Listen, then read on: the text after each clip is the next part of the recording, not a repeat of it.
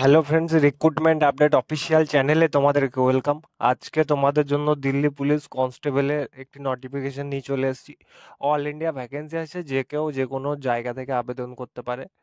12 pass করলে তোমরা আবেদন করতে পারবে। অ্যাপ্লাই প্রসেস কী আছে সমস্ত কিছু জানিয়ে দিচ্ছি ভিডিওর মাধ্যমে। স্কিপ না করে শেষ পর্যন্ত দেখতে থাকো এবং চ্যানেলটিকে সাবস্ক্রাইব করে নেবে, পাশে থাকা বেল আইকনটিকে প্রেস করে নেবে।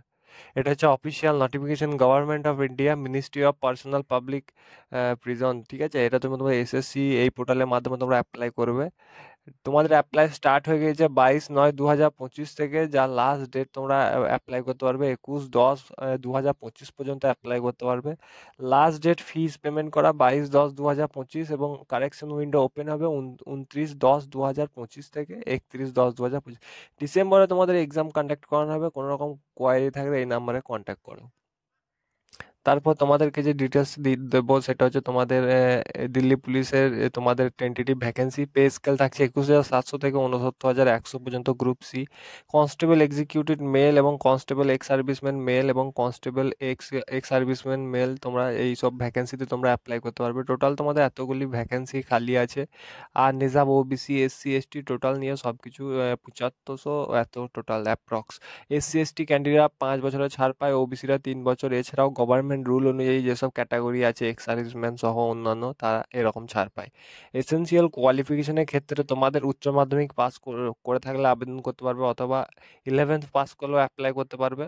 এবং কোনো গভর্নমেন্টের যদি এক্স সার্ভিসম্যানের বা দিল্লি পুলিশের যদি সন ডটার হয়ে থাকে তো অ্যাপ্লাই করতে পারবে। এবং মেল ক্যান্ডিডেটদেরকে অবশ্যই তোমাদের মোটর সাইকেল অথবা কারের তোমাদের লোকাল ভেহিকেলের লাইসেন্স লাগবে, লার্নার, তাহলে অ্যাপ্লাই করতে পারবে। এনসিসি যদি সি সার্টিফিকেট থাকে তো 5% ছাড় পাবে, বি সার্টিফিকেট থাকলে 3%, এ সার্টিফিকেট থাকলে 2% ছাড় পাও। অনলাইন অ্যাপ্লিকেশনের ফিস তোমাদেরকে 100 টাকা পেমেন্ট করতে হবে এবং এসসি এসটি ক্যান্ডিডেটদের এক্স সার্ভিসম্যানদের কোনো রকম ফিস পেমেন্ট করতে হয় না। আমাদের ওয়েস্ট বেঙ্গলের ক্ষেত্রে যে সকল জায়গাতে তোমরা এক্সাম সেন্টার পাবে, আসানসোল, কলকাতা, হাওড়া, বর্ধমান, দুর্গাপুর, সিউড়ি, এসব জায়গাতে তোমরা এক্সাম সেন্টার পেয়ে যাবে ওয়েস্ট বেঙ্গলের ক্যান্ডিডেট যদি হয়ে থাকো।